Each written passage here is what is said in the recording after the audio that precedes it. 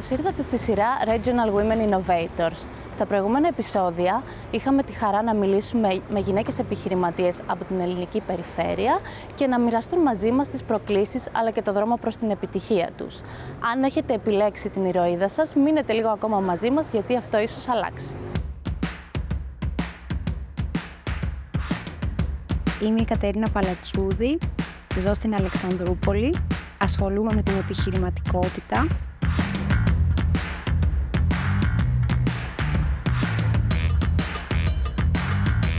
Είμαι η Μελής Μάλκο, είμαι η δημιουργός της BeHydrogen, η οποία προσπαθεί να φτιάξει πράσινο υδρογόνο από ήδη υπάρχουν υποδομές όπως είναι τα φράγματα. Νέα παιδιά, νέες επιχειρηματικές ιδέες, οι οποίες έρχονται σε μια συγκυρία όπου ο κόσμος αλλάζει και οι πρωτοπόροι σε αυτές τις αλλαγές θα είναι αυτές οι νέες ιδέες των νέων παιδιών.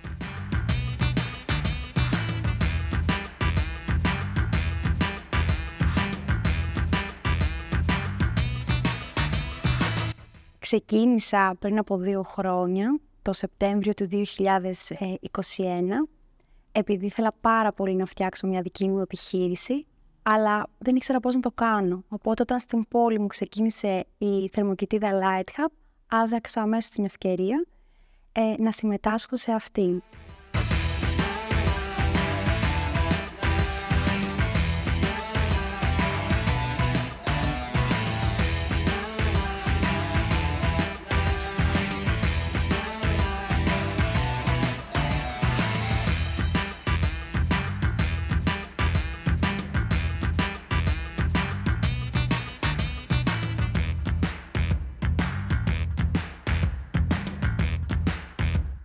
Couple of words about startups. First of all, every single business you can think of at some point in time was a startup. Don't ever forget that. The world's largest corporations, once upon a time, were just an idea. Just an idea. That's remarkable.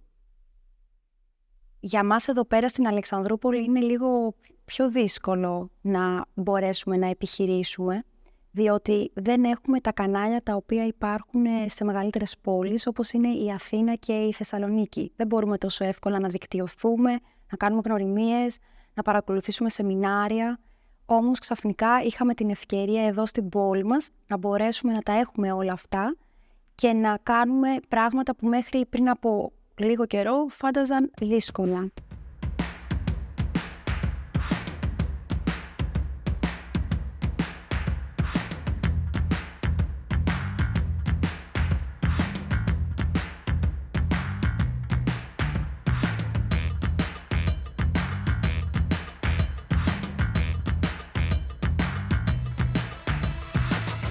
Το να είσαι γυναίκα επιχειρηματίας, να ξεκινάς μια καινούργια επιχείρηση, έχει κάποιες δυσκολίες ως προς τους άνδρες, διότι βλέπουμε ότι σήμερα παρόλο που υπάρχει πολύ μεγαλύτερη ισότητα ανάμεσα στα δύο φύλλα, οι γυναίκες καλούνται και συνεχίζουν να είναι φροντιστές. Αυτό σημαίνει ότι όταν έχουν οικογένεια δεν έχουν το χρόνο που χρειάζονται για να καλύψουν τις ανάγκες μιας επιχείρησης, που στην ουσία δεν υπάρχει ωράριο, μπορεί να δουλεύεις όλο το 24ωρο.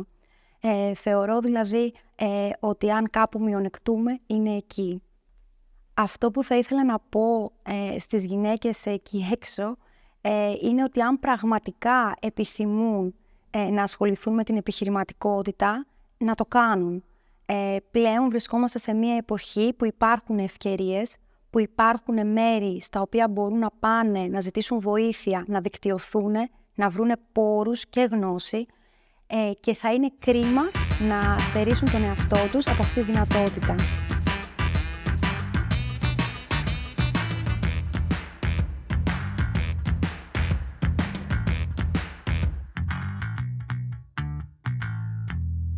Βλέπω ότι τα τελευταία πολλά χρόνια, και αν δούμε τις στατιστικές και τους αριθμούς, αυτό επιβεβαιώνεται, οι γυναίκες όλο και περισσότερο σπουδάζουν θετικές επιστήμες, όλο και περισσότερο σπουδάζουν τεχνολογία και μάλιστα κατά τεκμήριο και με πολύ καλές επιδόσεις, συχνά καλύτερες από αυτές των ανδρών.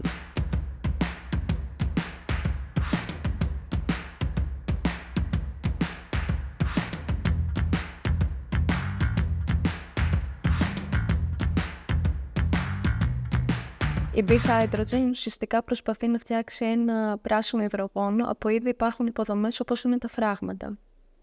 Εκμεταλλεύοντας επίσης την περίσσια υδροηλεκτρική ενέργεια από τα φράγματα, τοποθετώντας παράλληλα και πλωτά φωτοβολταϊκά, μπορούμε να παράγουμε ένα άφθονο πράσινο καύσιμο φιλικό προς το μέλλον.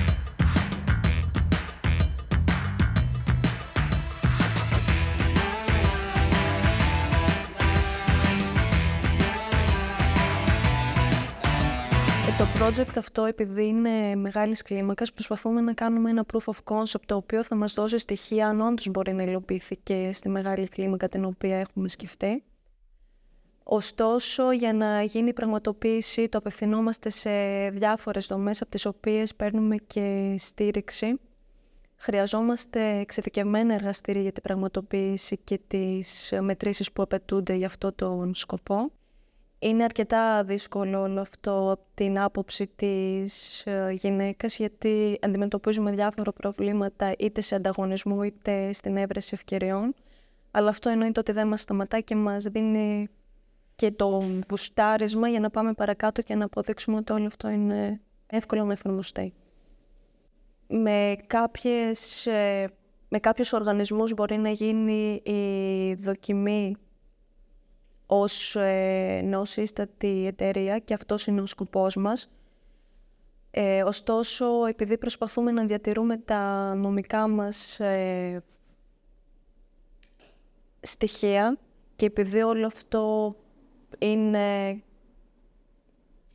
χρησιμοποιείται σαν first movers και δεν υπάρχει κάτι αντίστοιχο στην αγορά, είμαστε οι πρώτοι οι οποίοι θα το δοκιμάσουμε και δεν μπορεί να συγκριθεί με κάτι που δεν έχει γίνει.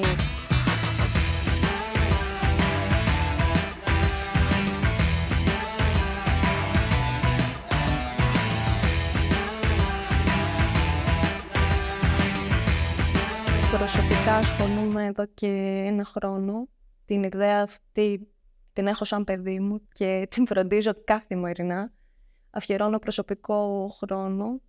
Δεν μου έχει στερήσει κάτι, ίσα-ίσα έχω να πω ότι μου έχει προσφέρει πάρα πολλά. Έχω δικτυωθεί με πάρα πολλούς ανθρώπους, κάτι το οποίο μου δίνει την ευκαιρία να συνεχίσω παρακάτω και να με βελτιώσω σαν μελής, αλλά να προσθέσω κάτι και στην ομάδα μου.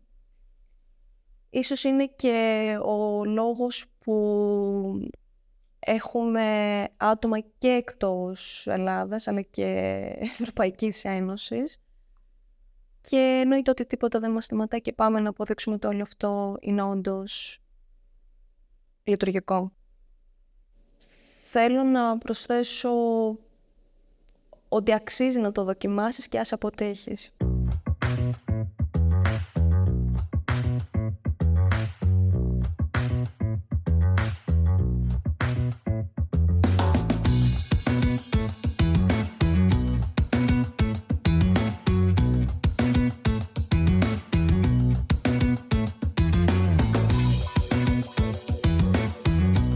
Στο σημείο αυτό θα μιλήσουμε για τις δομές οι οποίες υποστηρίζουν την καινοτομία.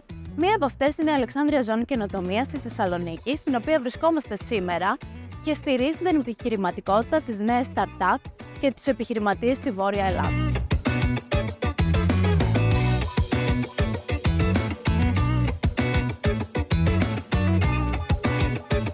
καινοτομία, το λέω πάρα πολλές φορές, χωρίς συνεργασία δεν γίνεται. Αν κάποιος το έχει και μου το πει αυτό ότι μπορούμε να έχουμε καινοτομία χωρίς συνεργασία, ελάτε να μου το πείτε.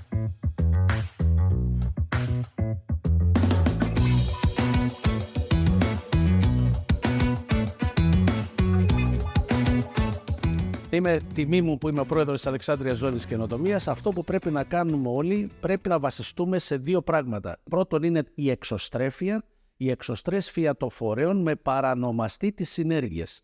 Θέλουμε δυνατά οικοσυστήματα. Αυτό για να γίνει στην Ελλάδα θα πρέπει το τρίγωνο που λέω εγώ της γνώσης, δηλαδή τα πανεπιστήμια, η έρευνα που γίνεται και το κομμάτι των επιχειρήσεων να δουλέψουν μαζί αυτό το τρίγωνο της γνώσης για να μπορέσουμε, ο στόχος μας είναι να πάμε σε διεθνείς αγορές. Έχουμε πάρα πολλές μικρομεσαίες επιχειρήσεις, είμαστε περίπου στο 98%, πρέπει ένα 4% ή 5% θα υπάρχουν κάποια διαμάντια εταιρείες που έχουν ένα πολύ καλό προϊόν και αυτές τις εταιρείες πρέπει να τις βοηθήσουμε να πάνε στη διεθνή αγορά. Αυτό που λέμε επέκταση ή στα αγγλικά scale up. Αυτό είναι το όνειρο, αλλά πρέπει αυτό το όνειρο να όλοι μαζί να το υποστηρίξουμε με συνέργειες και με εξωστρέφεια. Η συνεργασία θα επιτευχθεί μόνο με την σύνδεση των ανθρώπων, με τις γνώσεις. Όταν μοιράζουμε τη γνώση, συνδέομαστε με τους ανθρώπους. Οπότε είναι αναπόφευκτο να μοιράζουμε τη γνώση για να συνδέομαστε και με τους ανθρώπους.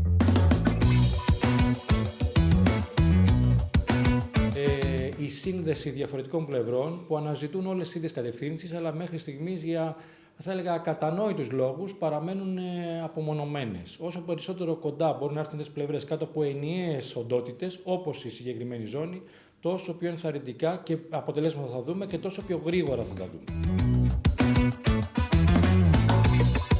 Ένα από τα πράγματα που θα πρέπει να υπάρχουν, ένα βασικό, είναι να υπάρχει χρηματοδότηση. Δηλαδή, τα οικοσυστήματα γεννάνε ιδέες και θα πρέπει αυτά να συνεργάζονται. Αλλά μέσα θα πρέπει να υπάρχει μια χρηματοδότηση η οποία να λειτουργεί σε καταλύτης για να μπορέσουν να ενεργοποιηθούν όλα αυτά. Θα πρέπει να υπάρχει και μια πρόσβαση σε θερμοκοιτίδες. Θα πρέπει να υπάρχει μια τεχνογνωσία η οποία πολλές φορές να υποβοηθιέται από ένα ακαδημαϊκό ερευνητικό ίδρυμα και φυσικά να υπάρχει και καλή θέληση για συνεργασία. Γιατί πολλές φορές έχουμε μια ιδέα και κλεινόμαστε στον εαυτό μας και δεν θέλουμε να τη μοιραστούμε με άλλους, ενώ αντίθετα συνεργαζόμενοι θα πετύχουμε πολλά πράγματα.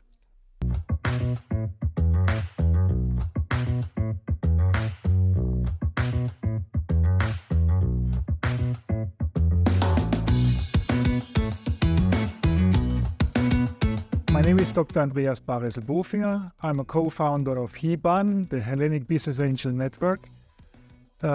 We are a business angel network, as the name suggests, and our task is to create a network nationwide about business angels. Business angels are individuals that who want to help startups to get funded with knowledge and with money.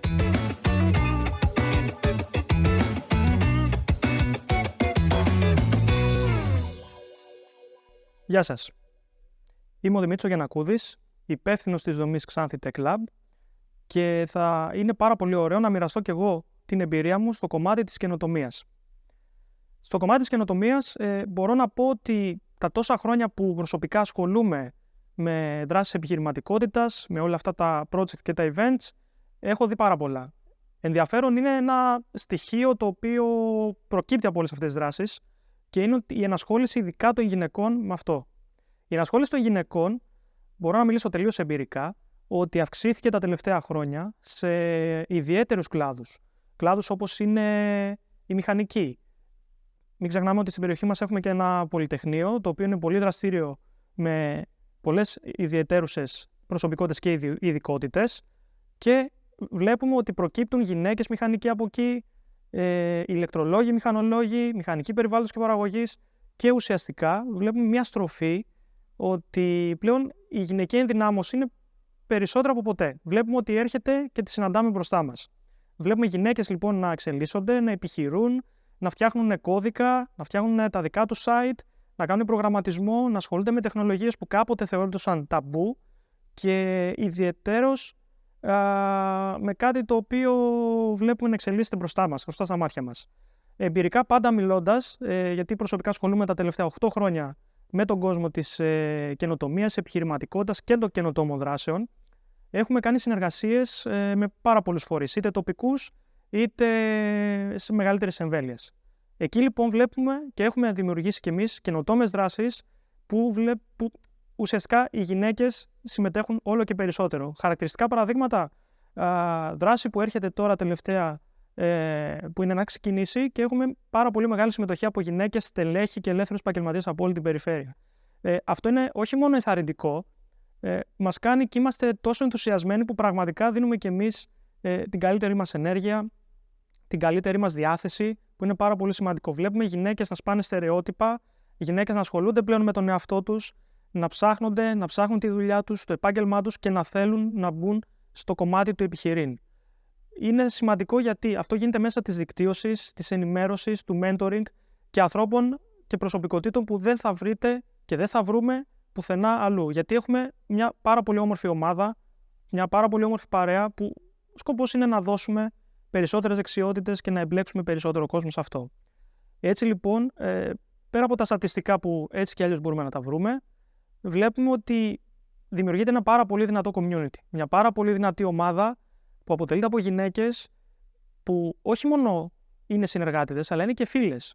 Δημιουργούνται παρέες, δημιουργούνται δίκτυα, που νομίζω ότι αυτό είναι και το πιο σημαντικό που έχουμε να προσφέρουμε.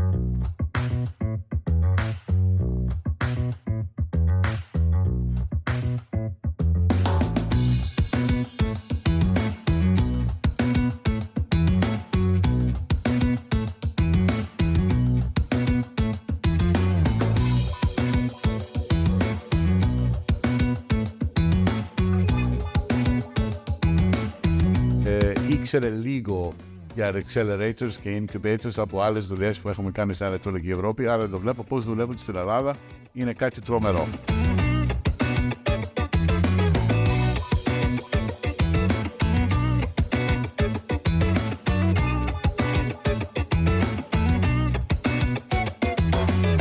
Η καινοτομία είναι η βάση για οτιδήποτε καινούριο στη ζωή μας.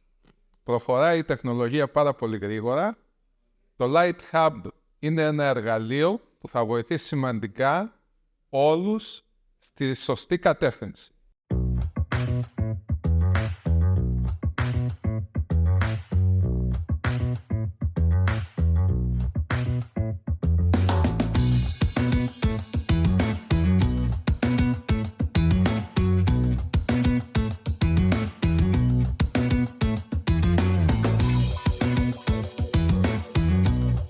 Υπάρχει μια αυξανόμενη ανάπτυξη στο επίπεδο των νέων ιδεών, σε πολύ επιστημονικό επίπεδο. Χαιρόμαστε γιατί όλες αυτές οι ιδέες αναπτύσσονται και δίνουν τη δυνατότητα της δημιουργίας μιας startup κοινότητας στην Αλεξανδρούπολη. Αυτό το έργο πρέπει να συνεχίσει, αποτελεί παράδειγμα και για όλη την περιφέρεια και είμαστε πολύ χαρούμενοι που συμμετέχουμε σε αυτή τη διαδικασία.